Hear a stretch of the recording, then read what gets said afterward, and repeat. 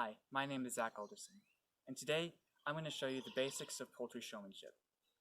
I've shown chickens for as long as I've been in 4-H, and that's been quite a while. And I've been doing that because I really enjoy the event. There's a lot that you can learn from poultry showmanship, even past just the chickens themselves. This video will be divided into 3 parts. The first will be proper handling techniques for the birds. Next will be the showmanship aspect, where I go over how to structure your presentation. And finally, preparation for the fair, which will include how to properly wash your bird. First, to carry your bird, you will have one hand underneath to support the weight and one hand on top to pin the wings. The hand underneath should split the legs with either 1 or 2 fingers, and then pinch the legs between the rest of them to make sure that they cannot move. Doing this allows you to support the weight of the bird in a healthy way. The hand on top, you simply want to hold the wings gently so that the bird can't flap away. If your hands aren't big enough to do this, however, it is okay to pin one wing against your body and use your other hand to pin the other wing. When you're showing your bird, there are different parts that must be handled differently. When you're showing the head, take your fist and put your thumb out on top. This will allow you to move the head without getting in the judge's way. Sometimes the chickens don't like this, so you will have to work with them to get them used to this process. But when you do, and you can get it smooth, it looks great during the show. When showing feathers, you want to show both the top and underneath the feathers. So to show underneath the feathers, you gently pick them up and show the judge underneath, allowing a clear view. This shows all different parts of the feather, from the top, the fluff, down to the skin. When you're done, smooth the feathers over to make a more natural look. Also, if the judge ever touches your bird and moves any feathers around, make sure you also smooth them back over when the judge is done. One part that can sometimes be tricky for new showers is showing the wings. To do so, put one finger on top to brace and use your other 4 fingers to fan out underneath. This is what it looks like from the bottom. Doing so gives you control of the bird's wing and allows you to show the different parts and feathers to the judge. The other wing can be a little tricky sometimes, but you don't want to go over top of the bird, as this impedes the judge's view. Go underneath and grab the wing from the other side, and do the same thing, fanning out the feathers. If your bird ever does start to flap like that, it's important that you don't damage their feathers. One way you can stop them from flapping is to pull them close to you and hold them tightly. This obviously stops them from moving. You can also do as I did earlier and move them away from your body, allowing them to calm down without hitting you with their feathers. Hitting you with their feathers is what can damage them, and you want to avoid that whenever possible. When showing underneath the bird, you have to do a little maneuver I call the whoop and swoop. You simply whoop and swoop. Here, I'll do that again. First, take the bird and gently press them against your chest. Then, take your other hand and swoop back and pin the legs back. You should now be supporting the bird's weight. And now you have an area to show the judge, where you can show the keel bone and show feathers. To show the legs, simply replace your hand, and now you are free to show the shank and the feet. When showing parts of the bird, remember, do not block the judge's view with your hands. It's important that the judge sees what you're doing, not you. The final aspect of handling is getting your bird in and out of pet carriers, like when you're taking them to and from the county fair. When doing so, always remember one simple rule. Always put their head first. Doing so, make sure that the feathers go in a natural way rather than being caught on things like this vertical bar here. So, and putting them in, you simply put them head first and release them, and you're good to go. Getting them out can sometimes be a little bit harder. What you want to do is you want to get the normal hold, like I showed before, pick them up, and take them out head first. The next part of the video is over the showmanship itself. Now, while this event is called Poultry Showmanship, the emphasis is on the showmanship part. You, the shower, are the centerpiece of this event. While the chicken is important, what's more important is that you know what you're talking about.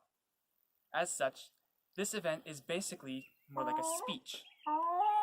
And like a speech, your showmanship will have three main parts. The first part will be the intro, the second, the body, and the third, the conclusion. First, I will talk about the body of the showmanship. The body is what everyone thinks about when they say showmanship. This is you showing your bird to the judge. When showing your bird, start from the front and move your way to the back. If you mess up the order, that's okay. It's more important that you get all the essential pieces than that they be in order. Remember, be confident and just go with it. That's the most important part of speaking events like these. When showing your bird, starting at the front, you can show the comb and the wattles, along with the eyes and the beak sometimes.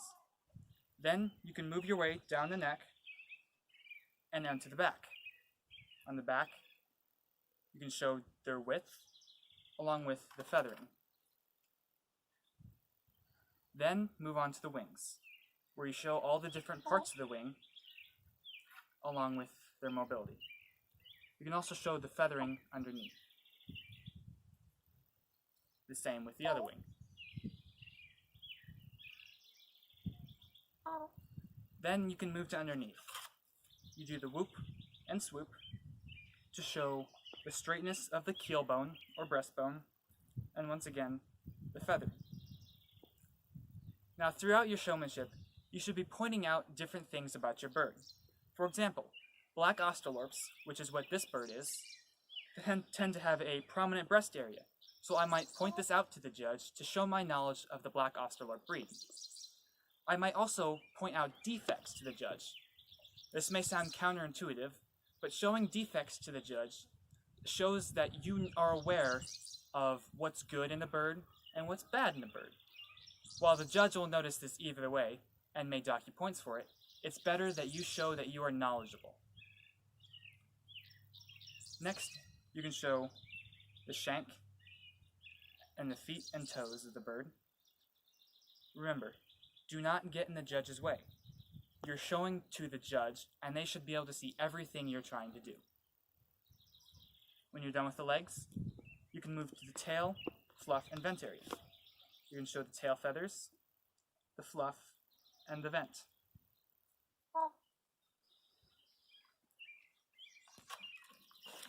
The other two parts of showmanship are the intro and the conclusion.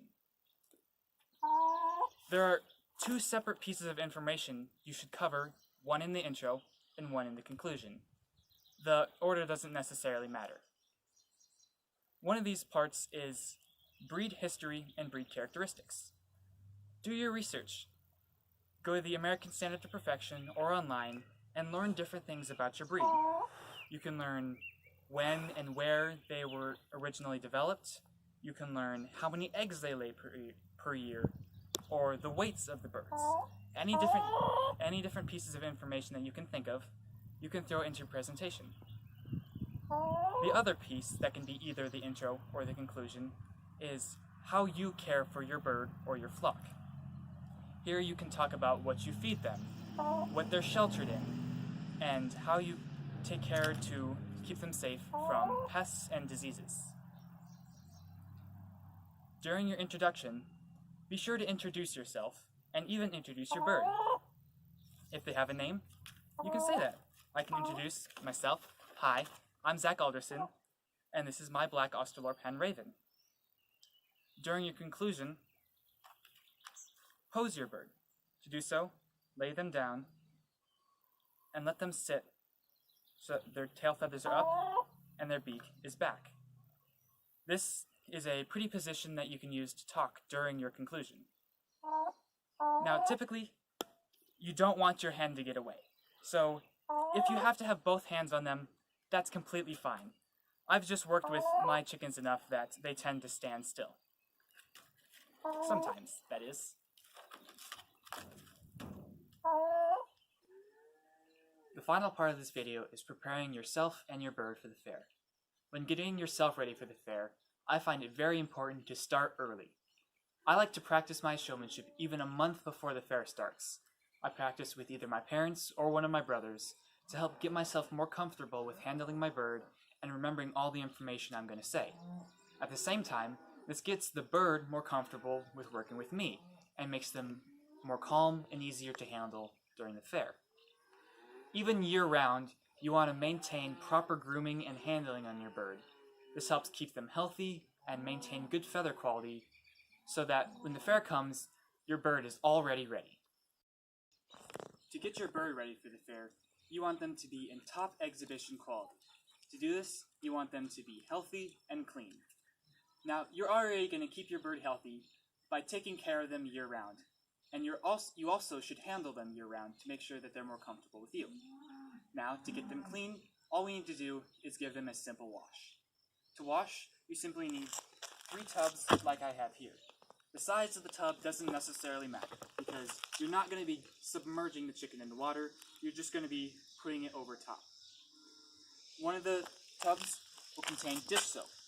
You want a milder dish soap, not Dawn, because you don't want to strip all of the oils away from the bird's feathers. And the second tub here, we have a secret ingredient, and that secret ingredient is laundry blue. That laundry bluing helps to make the color of the chicken more vibrant, especially on white chickens.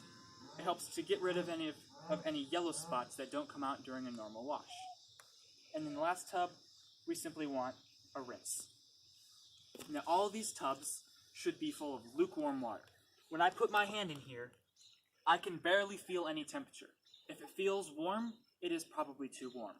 If it feels cold, it is too cold. Remember, chickens are much smaller than you and me, and drastic temperature changes caused by hot or cold water can shock their system and is not healthy for the birds.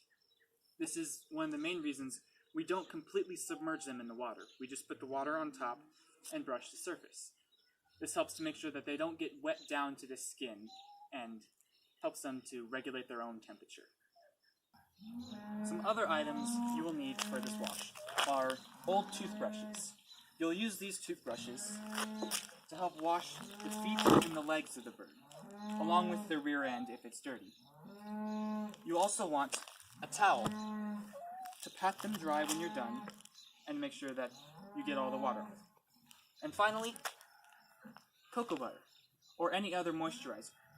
This cocoa butter you can put on your fingers and put on the combs and the wattles of the bird. This helps to moisturize them and keep them healthier, while also making them a deeper, more vibrant red color. I do this before the fair, as well as before the show, to help keep the comb more healthy and vibrant looking. To start the wash, I'm going to call my brother over to help me. Now, you can do this yourself, but I would recommend having a helper. So first, he's going to put some soap in the water.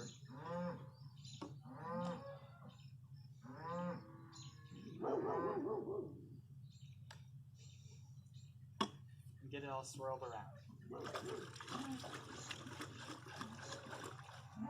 Now, I'm going to dip the feet in, so the feet get wet, and he's going to cover the surface with water and lightly brush her down, and lightly wipe her down.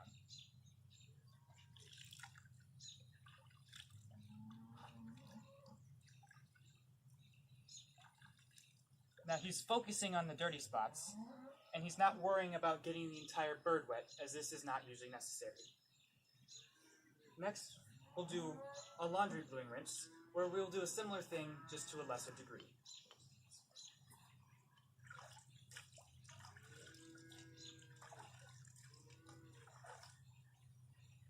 Usually you'd want to do this a little bit more in-depth, but as this is an instructional video, we're just going to go over the basics. And finally, the normal rinse.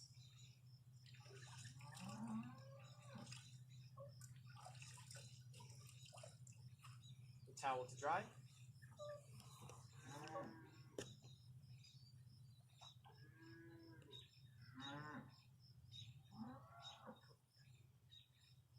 And finally, the cocoa butter.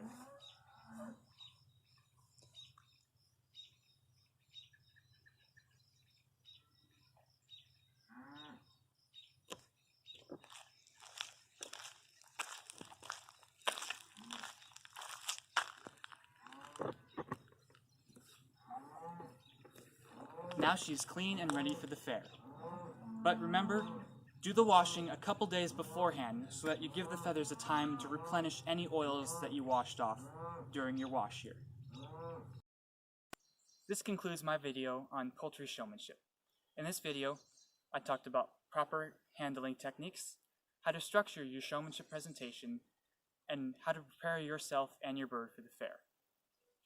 Over time, as you learn more about chickens, you can keep on adding things to your showmanship as you get older. Remember, start your preparation early, and I hope to see you at the next county fair.